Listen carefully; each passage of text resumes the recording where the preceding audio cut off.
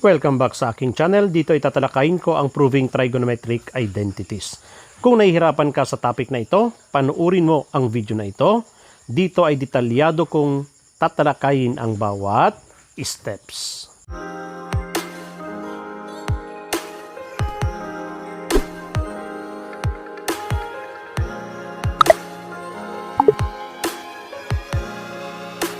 Para sa ating problem number 1, meron tayong cosine theta plus sine theta, tangent theta equals secant theta. Itong left side ay gagawin natin kapareho ng right side. So ito, wala tayong babaguhin. So simple copy lang natin ang cosine theta. Ganon din yung sine theta.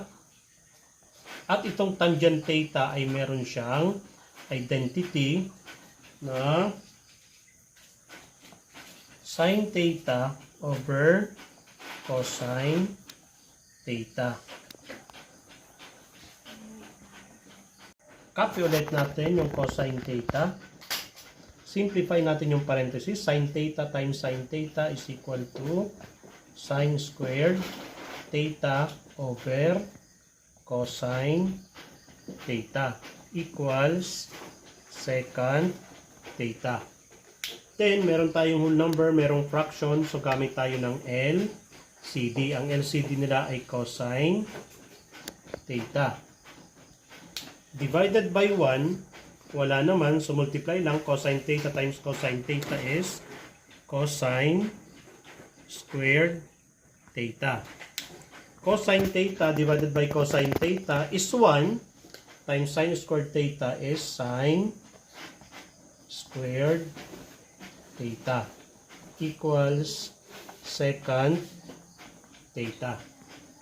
Itong numerator na cosine squared theta plus sine squared theta, may identity siya na 1. Copy natin yung cosine theta na denominator equals secant theta. Then, yung 1 over cosine theta, ang identity niya ay secant theta equals secant theta. Ayan na. Identity na sila. Next problem natin is sin squared theta cosecant squared theta minus sin squared theta equals cosine squared theta.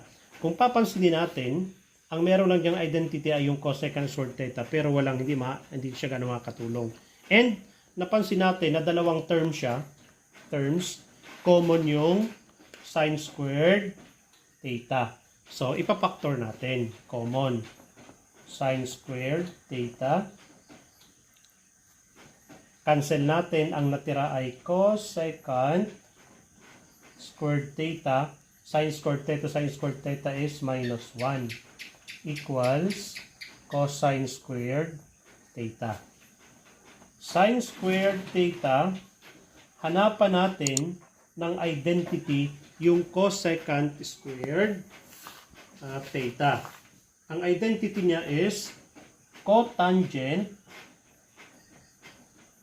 squared theta equals cosine squared theta. Then yung cotangent, hanapan ulit natin ng identity. Ang cotangent, ang identity niya is cosine squared theta over sine squared theta.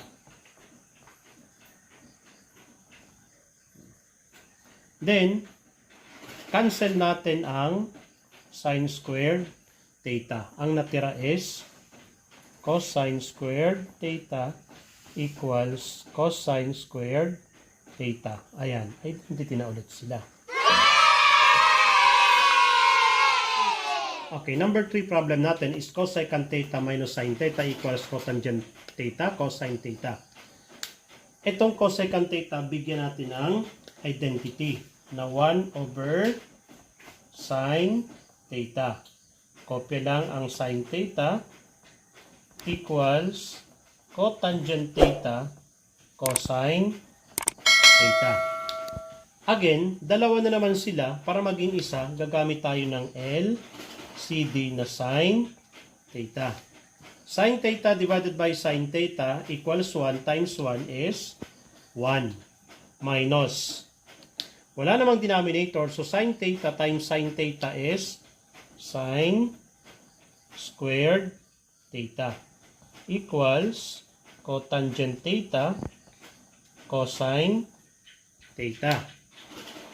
Itong 1 minus sin squared theta from Pythagorean identity, ang identity niya is cosine squared theta over sin theta equals cotangent theta cosine theta. Then, i-factor natin yung cosine squared theta. So, meron tayong cosine theta over sin theta equals cotangent theta cosine theta. Factor natin cosine theta over sin theta times cosine theta equals cotangent theta cosine theta. Yung cosine over sine is cotangent theta. Cosine theta equals cotangent theta cosine theta. Again, identity na ulit sila. May ibang paraan tayo dyan. Na ginagawa yung iba. Ganito nila yan, pinagpuprove. Ito, identity niya is 1 over sin theta, the same lang, copy, equals cotangent theta cosine theta. Ang ginagawa nila dito is, na-multiply sila ng 1. Gumagamit sila ng identity property. Ma-multiply tayo dito ng 1. Ang equivalent ay sin theta over sin theta. Ayan, nag-multiply sila ng 1 na sin theta over sin theta para magkaroon din siya ng denominator na sin theta. So, 1 over sin theta minus sin theta times sin theta equals sin squared theta over sin theta equals cotangent theta cosine theta. Napansin natin na pareho na sila ng denominator. So, sin theta at their numerator.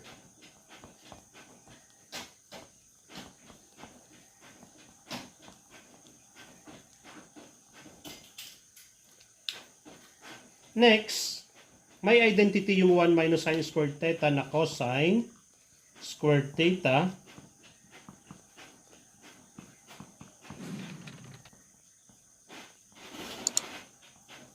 Factor natin ulit. Parang kanina lang.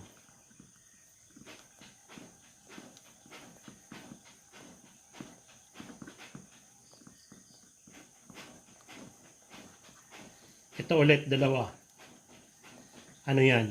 No? Cotangent theta. Natira. Cosine theta equals. Ayan ulit. Pareho lang yan nung naunang example. Iba lang yung paraan niya. Number 4 problem. Tangent x plus cotangent x equals secant x cosecant x. Yung left, gagawin natin kanan.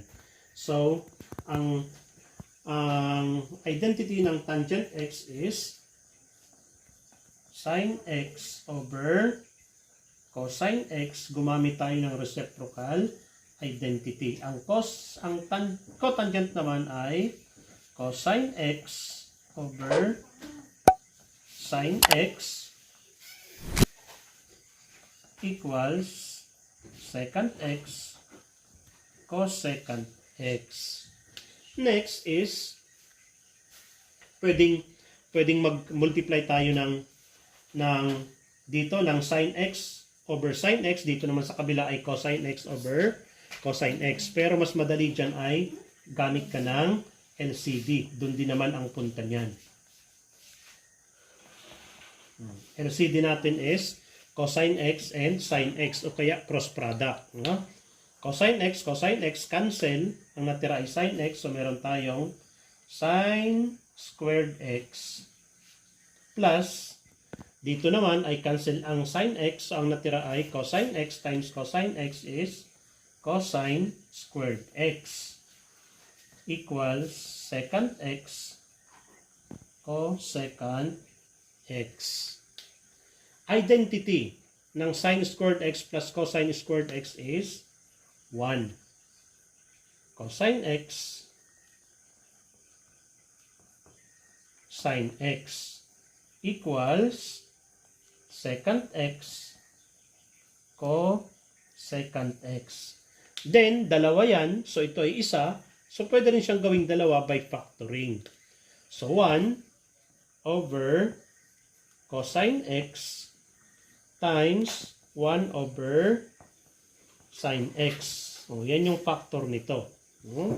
Equals secant x cosecant x. From identity again, ang 1 over cosine x ay secant x. Ang 1 over sin x naman ay cosecant x.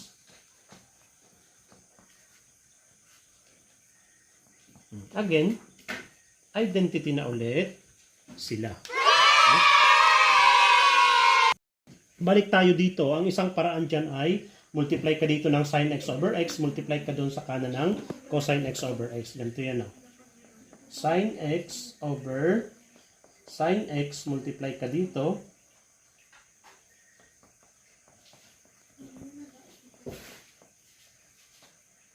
Plus dito naman, mamultiply ka ng cosine x. Yan yung identity of 1. Cosine x divided by cosine x is 1. Walang mababago rito.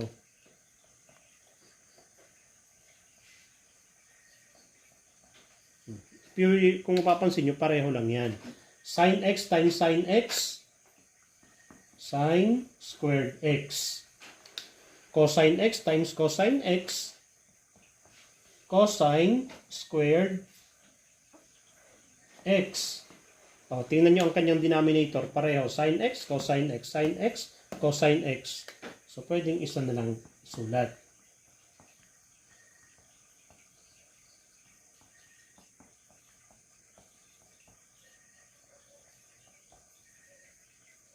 Identity of 1 again.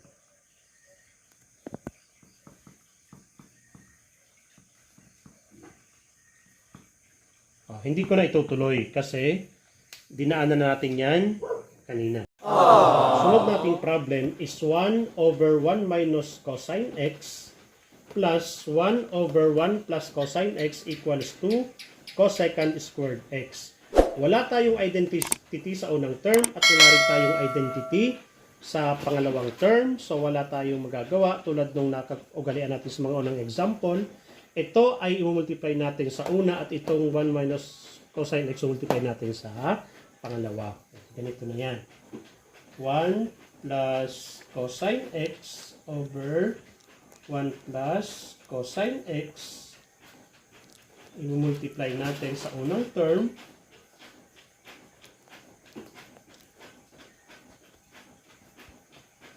Plus 1.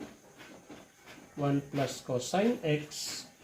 I-multiply naman natin yung 1 minus cosine x. Palitan lang sila.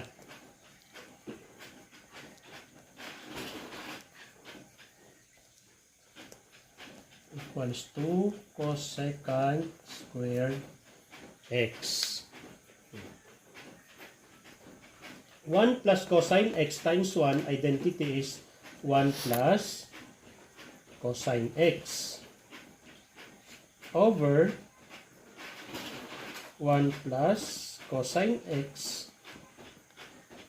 1 minus cosine x plus 1 times quantity 1 minus cosine x is 1 minus cosine x, ganun pa rin ang denominator, 1 plus cosine x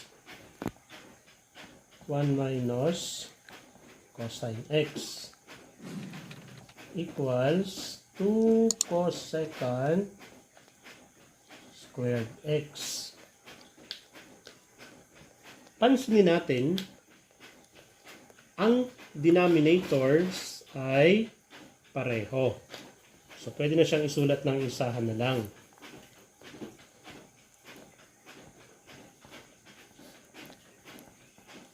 Then, add the numerator. Add natin ang numerator. 1 plus cosine x plus 1 minus cosine x equals 2 cosecant squared x. 1 plus 1 equals 2. Cosine x minus cosine x is cancel. So, 2 na lang natira sa numerator. Ito naman ay conjugates.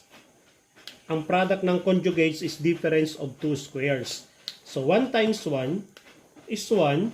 Cosine x times cosine x is minus cosine squared x equals 2 cosecant squared x. 2. Itong 1 minus cosine squared x ay merong identity na sine squared x equals 2 cosecant squared x. I-factor na natin siya. 2 times 1 over sine squared x equals 2 cosecant squared x. Yung 2, ito yung 2. Ang identity ng 1 over sine squared x is cosecant squared x. Again, identity na ulit sila.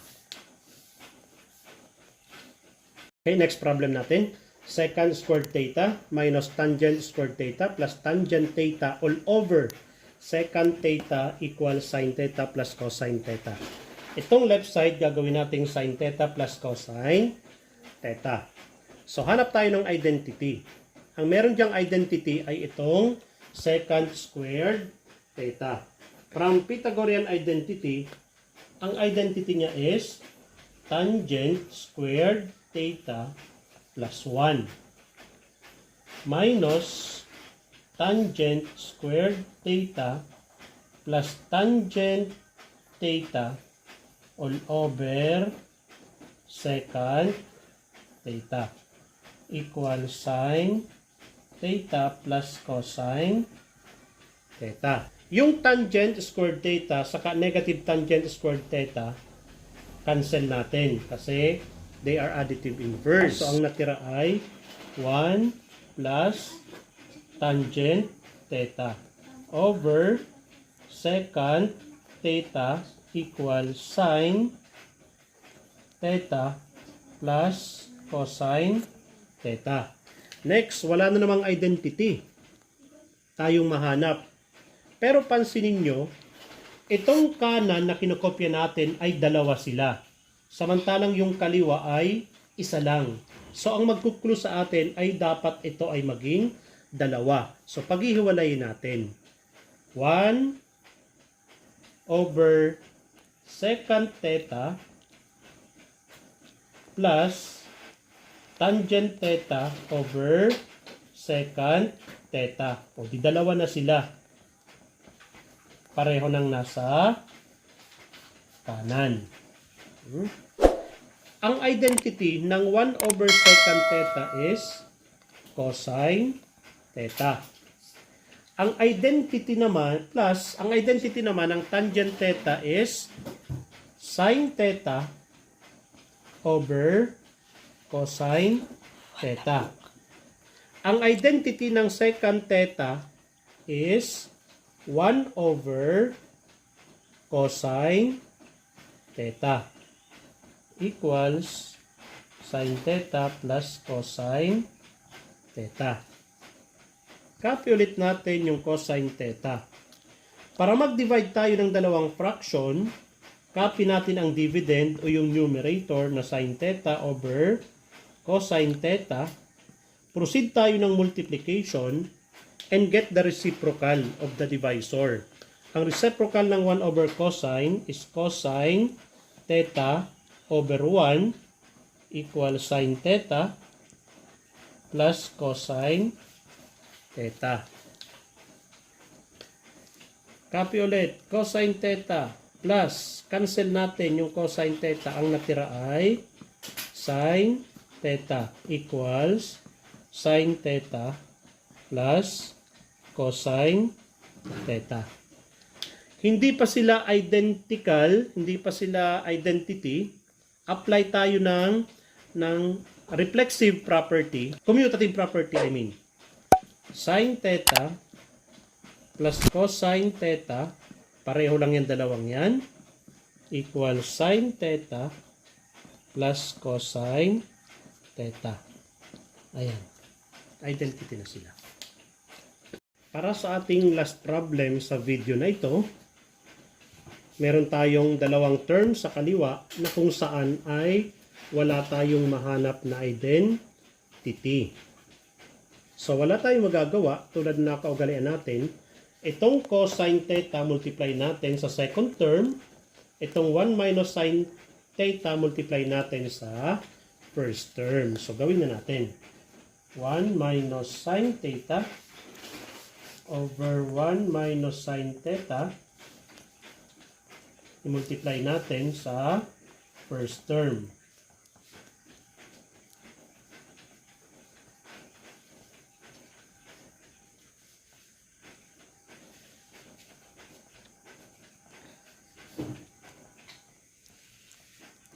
Habang yung cosine theta naman, i-multiply natin sa second term of one identity.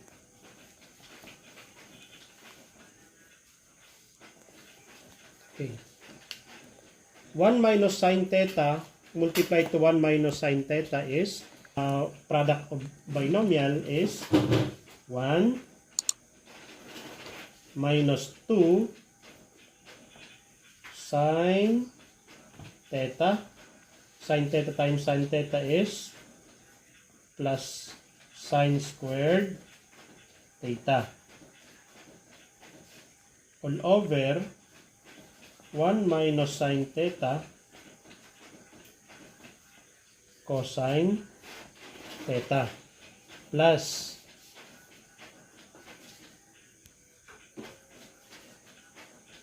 cosine theta times cosine theta is cosine squared theta. Denominator 1 minus sin theta cosine theta equals 2 secant theta.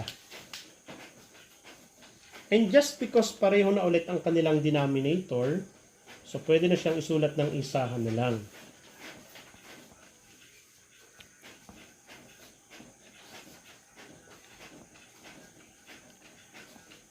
To add the same denominators is copy the denominators and add their numerators. So meron tayong 1 minus 2 sin theta plus sin squared theta plus cosine squared theta equals 2 secant theta. Wala rin tayo nakuha ang identity, pero yung dalawang magkasunod, ayan o, identity yan. Identity of 1. So, 1 minus 2 sin theta plus, ang identity niya ay 1 all over 1 minus sin theta cosine theta equals 2 secant theta. 1 plus 1 equals 2. Copy. Minus 2 sin theta all over 1 minus sin theta cosine theta.